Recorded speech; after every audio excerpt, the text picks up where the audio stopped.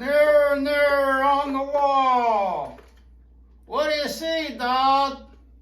I see the promise of Genesis 1:27. Oh, yeah?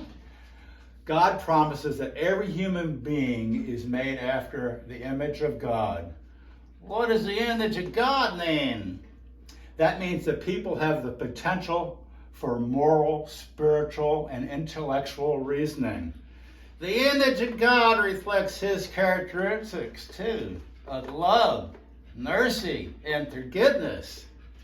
Having the image of God means that we're made to have a restored relationship. Oh, I like that.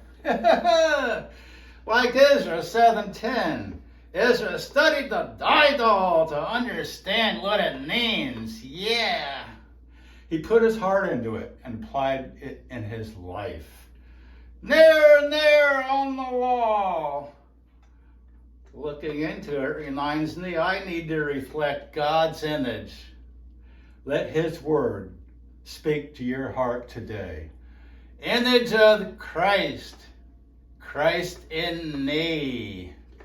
Selah. Meditate on that.